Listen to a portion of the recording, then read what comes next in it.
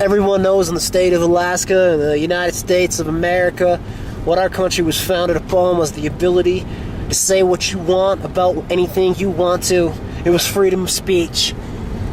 For a sporting event like the Iditarod, to try to say that a competitor, a fan, a spectator, a sponsor, to try to limit free speech, to limit debate, to healthy discussion, for the vibrancy and the longevity of not just the Iditarod, but for what the Iditarod was supposed to be about back in time. The purpose and the social mission that the event was founded upon, which was to rekindle and reconnect to the heritage of Alaska, to working with dogs, and to the history and to the bloodlines that the dogs had, which were the native bloodlines, and that was about sustainability. It was about living off the land. It was about balance. It was about, being the mail freight, the guys who carried the mail from village to village, back before we had all the technology and the airplanes and that kind of thing. The people who brought the serum, the vaccine for the epidemic through the night to the village to help and save the children.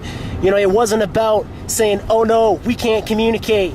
It wasn't about saying, oh no, this is going to be, let's withdraw this person because of an iPod, because of a communication device. It was about opening channels of communication that weren't there before. It was about traveling through the dark in the night with limited things and to try to bring something that was the essence of communication. It was a vaccine. It was something about health. It was about when someone didn't have, when a virus came and they needed a solution, they needed something to heal. They needed something that the doctors had in a distant place. It was about bringing that, just like bringing the information. When someone is being taken advantage of by politics, by an economic corruption web, by a Seavey boy, Danny Seavey, a boy who he could be my grandson if I started a race, just like Dan. If I started a one-dog race, he could be my grandson.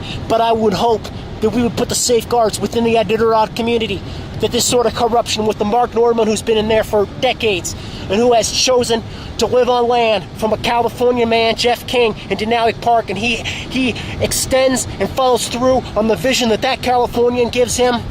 And it is about Jeff King's vision. It is not about the common musher's vision. That's not a competition. That's a business environment and a corporate environment. And we owe Alaska a competitive event.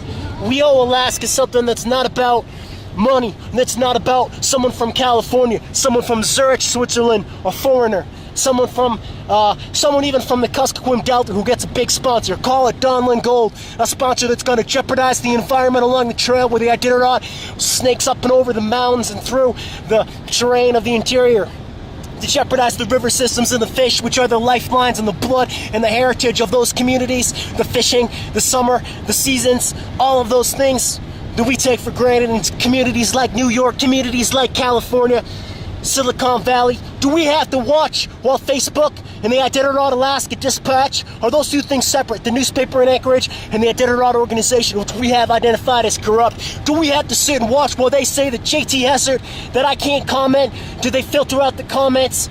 Are we going to sit and watch this? And Danny Seavey can comment, and Danny Seavey can get grandfathered into the Iditarod Insider. We can watch Conway Seavey sing off key in Nome. A kid who never even finished the Iditarod, but when I ran the Iditarod and I finished the Iditarod and I worked all year, I get asked to go take care of the dogs during the ceremonial finishing banquet by a man who came from an immigrant who came from a foreign nation, who came from Switzerland, with Mary Lou Whitney, an heiress in New York's money. Everything that's opposite of the values of working with the dogs yourself, of doing something yourself. It's a business thing. Opposite of doing things in balance with the land or having pride with what you do. We have to watch the Boozer Boys run the junior Iditarod with dogs they didn't even train. We have to watch Dallas Seavey buy a dog team, and that's how he won. Now we have to watch all these other mushers follow in his footsteps. Is that what we want for Alaska? I don't want that. I want something with an equal playing field. I want something with a competitive flavor. I want something that's, sure, it's about athletics. It's about competition. I don't want a business competition. I don't want to see a CV boy out by the other boy finish first. We all know that I'm a better singer than that kid Conway. He can sing a cover in Nome. At that banquet, everyone's going to clap because he's the son of Mitch, because he's the son of the owner, because he's been grandfathered in. You got someone who works as a dog handler who's just as good as a Dallas, who has better dog skills, who could be a handler in Mitch's kennel or some other great kennel, who could be just as good as a boozer, who could be doing 10 times the work, but he's not going to get to run that championship team because he doesn't have the network and the connections and the business behind him. So that's about business. That's not about dog savvy. That's not about hard work. That's not about desire. That's not about competition. That's about the 5 figures that these boys are making. That's about pulling in those sponsors, and that's about no transparency with what's happening with the sponsor dollars. Absolutely no transparency with what's happening in those dog kennels in terms of the dogs. Are they getting killed? Are they getting taken care of adequately? Are we having a CV's race, 100 pups, shooting 50? No one knows about it except the people who work at that kennel. Those handlers raising 40 pups, shooting 15. I don't know the exact details, but I know what I've heard from people, eyewitness accounts who work at the CV kennels handlers, and they have confirmed that the culling that has been talked about in the Joe Runyon book, this still goes on, and these CVs, we're going to watch these boys go to Nome and steal a trophy with JJ Keller money and shoot dogs all the way up the Iditarod Trail, behind the scenes, smile and laugh to the tourists. It's that what Alaska wants. We look at Danny CV on Iditarod Insider. There has to be a line between the CV business and between the Iditarod business, and that goes for all the other families, whether it's a Reddington, whether it's a Nosmar, whether it's a Young Wayne Mars or a Kaiser. Kaiser, his team can have his own internet updates, but they are not one and the same as the Iditarod updates. That adds to the health, the flavor, and the longevity, different perspectives. Any sporting event, CrossFit Games, million different podcasts, million different blogs. My voice is breaking, but you can feel the intensity, you can feel the emotion, because this is not a laughing matter. This is about a business boy buying something. We all know Dallas CV is not a champion. He is a business boy buying something. Everyone in the state of Alaska knows it, because I just said it. That CV boy can lie. He can get Keller money. He can talk about wrestling. I don't care. I know he's not a champion. I know, and he knows, the competition's not in that race. And that's how it's always going to be. And we don't have the transparency with what goes on in his daddy's kennel or Jeff King's kennel. Jeff King can sit there and look at me in the eye, 20 dogs without houses, and then I'll get screwed over for it. There isn't the consistency. We all know Norman's on California land, Minnesota on California land, talking to the Alaska paper, while the people in the Alaska villages are left behind. Downlink Gold, fuck you! My fucking state, my city, everywhere, the United States of America, freedom of speech. I want Downlink Gold to suck my dick. I'm the champion. Greatest artist of all time. And you bitches are going on your truck route with your fucking paid escorts, while your brother, Danny CV, is telling everyone about, through BR, how you're the best at throwing knives, how you got the big rentals up by Talkeetna. Fuck that. We all know that all came from money, and I never seen Dallas throw a knife, but I can fucking sing better than Conway, and I'm a better business boy than Danny, and I promise you I'm a better dog musher than Dallas. And it's like, this is tomorrow morning after last night's fiery, heated, recording. And it's like, I look at a guy like Mark Nordman, and I look at the new musher, who hasn't worked the working class jobs, who's done the tourism, and who's, has bought dogs.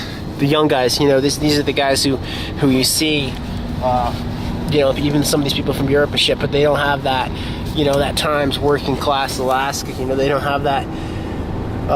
These are economic, and I think it was Swenson who said this years ago before he even ever went to Alaska. I remember watching a Iditarod video, it was like 1990s or something. He's sitting there, he's like, these are technical business people, but I don't even know if they can stop and start a fire.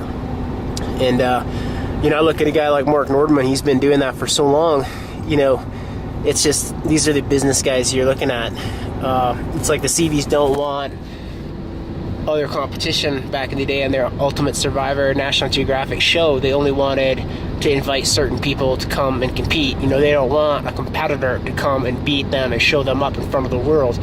And now we've got Danny reporting for the Iditarod.com website, reporting on his brother. It's just like a business doing PR for its own business directly through a media channel, which is in the media channel is supposed to represent a competition event that the CVs do not own. They're a part of history, but just like the Reddingtons and just like the Osmars and just like all of the other mushers, whether they've done it 20 years or never done it before, 1 year, 2 years, or 5 or 10, objectivity, everyone needs to be on equal playing field. Mark, living on Jeff's land, I look at a guy like Nordman, I look at his history, the race, I think he does not and never will represent the Alaska that I have known to come and understand and love. And it's not about the cities, it's not about the newspapers, it's about, those times when you're just out on the road or you're just doing the work and the jobs, and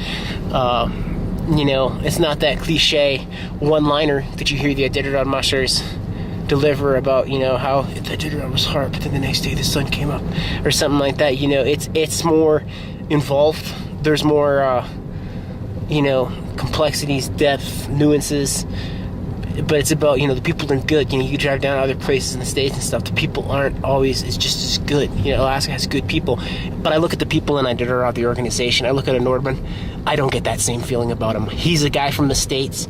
I don't get that feeling like a good Alaskan guy who's going to make, who's going to empathize, who's going to understand, and who's going to have the best interest of the mushers. All of the mushers, not just Jeff.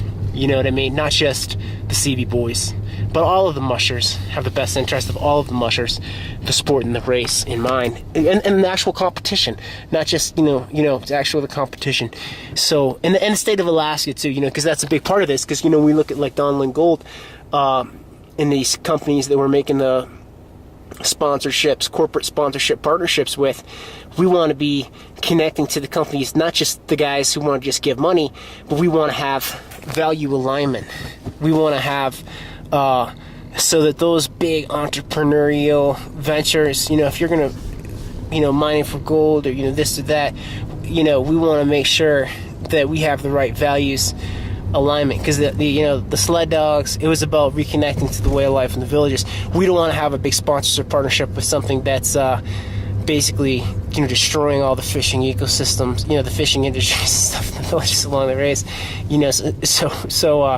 and just like buying people, and buying friends and stuff. And that's sort of the danger with like the Kings giving a bunch of money to Iditarod, or back in the day after Mitch Seavey won the sweepstakes, he gave a bunch of money to the junior or something, 10 grand. It's a danger where these guys just think that they kind of own this thing, and absolutely great that you want to support Iditarod in any way.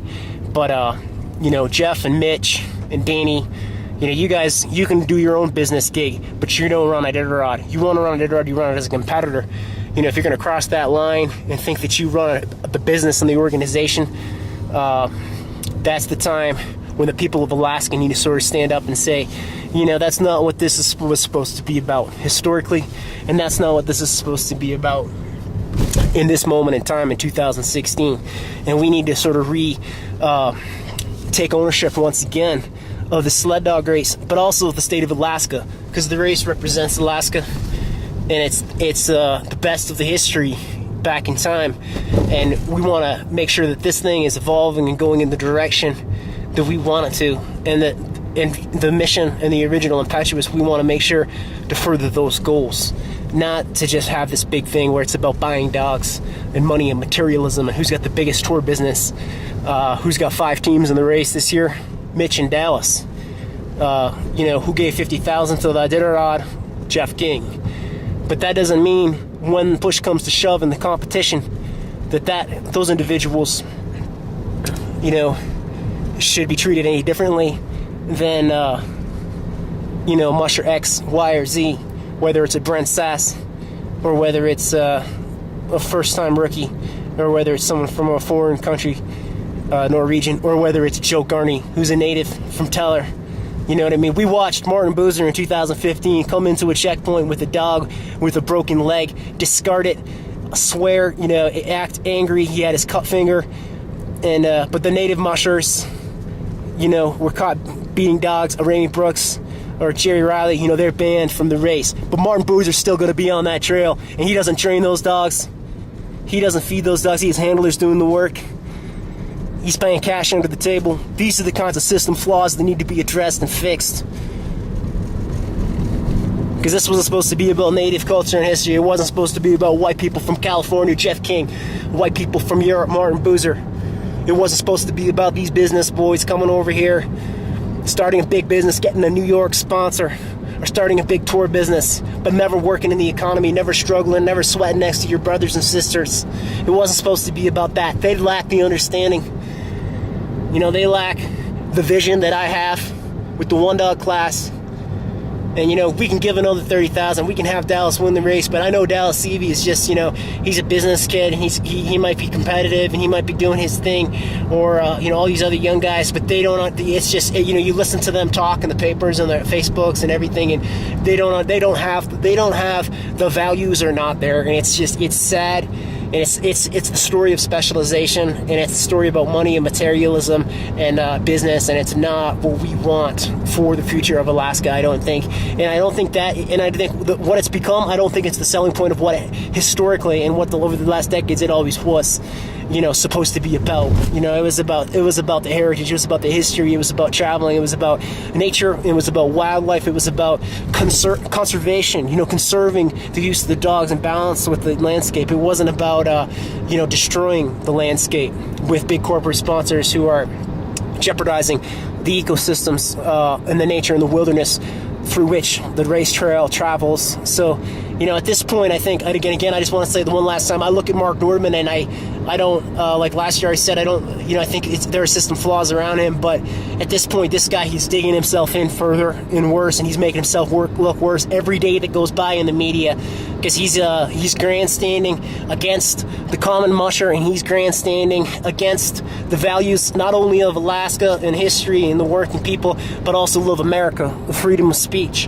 And he's grandstanding against everything that we hold dear as Americans, you know, and as Alaskans. And he wants to stand there and say it's a privilege, it's not a right to run Iditarod. And I think the people of Alaska, as well as the mushers, need to sort of stand up and they need to say back to Mark, that Mark, you know what? It's a right. It's a privilege, not a right, to be the race marshal of our race. And you abused it last year by withdrawing Brent. And you abused it when you treated Joe Garney the wrong way back in the day. Time after time again, you've abused it, and you play politics, and you live on Jeff King's land in Denali Park, and that alone makes it so that you are not eligible to represent us Alaskans and us Iditarod mushers any longer for this race and for Alaska. And I think that right there, that sentiment is the essence of what we're dealing with here, because the system needs to be changed for the better, for the competition, for the competitors, and for the dogs. And it needs to be changed for the better for Alaska, but also for America, because we can't let these types of businesses and these types of these types of corporations use, you know, the Iditarod as a tool for their public relations. And we can't, and it's the same thing with the Seaveys. We can't let the Seaveys use the Iditarod, have Danny out on the trail and report, and use the Iditarod organization as their personal tool for public relations for their business. Because like we said it last night, you know, those Seaveys are afraid to show channel transparency, and they've got the most teams in the race. You know, they're afraid to tell us where every dog goes and comes from in their program. They don't want to do it. They want to resist that.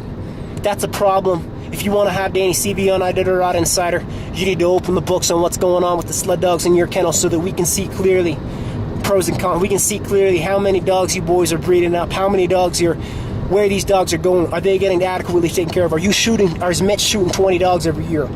If he's doing that, and Iditarod says that's okay, and that's what the handlers say, if it happens, and if that's, you know, but the people who are the fans of the race and the sponsors and everyone needs to see that and know that, and I think they would be upset about that. And if that's what's going on in the champion's kennel, and if that's what the ingredient is for success in this day and age of the sport of sled dog racing, I think it's just a blow on the brand, and it's another reason why these guys are not the champions. These guys are the cheaters. You know, and these guys don't represent Alaska in the history. All they do is go to the bank and buy a trophy, and then get in the actual business and tell us how they're so great while they do it. It's corrupt, it's sad, and it's everything that Alaska was never supposed to be about.